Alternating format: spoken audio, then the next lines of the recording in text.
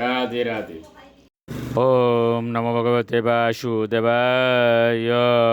ওম নমো ভগবতে বাসুদেবায়। ওম নমো ভগবতে বাসুদেবায়।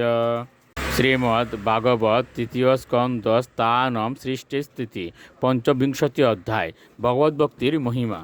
শ্লোক 21।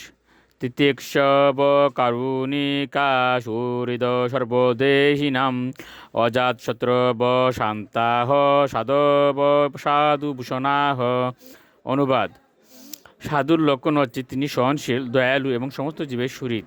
তার কোনো শত্রু নেই, তিনি শান্ত, তিনি শাস্ত্রের নির্দেশ অনুসারে আচরণ করেন এবং তিনি সমস্ত সদ্গুণের দ্বারা বিভূষিত। শ্লোক 22। মৈননেন ভাবেন ভক্তিম কুর্বন্তি ইয়ে ধীরাম মদ কীতে ত্যক্ত কর্মান ত্যক্ত স্বজন বান্ধবাহ।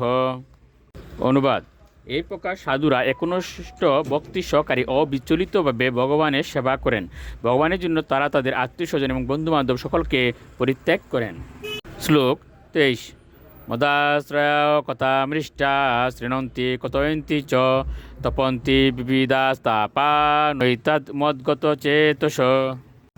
অনুবাদ: নিরন্তর আমার কথা শ্রবণ এবং কীর্তন করে সাধুরা কোনো প্রকার জড়জাগতিক তাপ অনুভব করেন না, কেননা তারা সর্বদাই মদগত চিত্ত।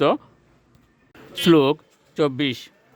তো এতে সাধবঃ সাধ্যি সর্বসঙ্গ বিবর্জিতাঃ সঙ্গস্তেষু তে পার্থ সঙ্গ দুঃসহরাহিতে।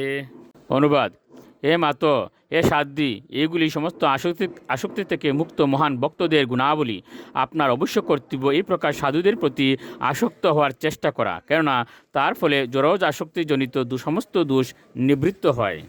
শ্লোক 25।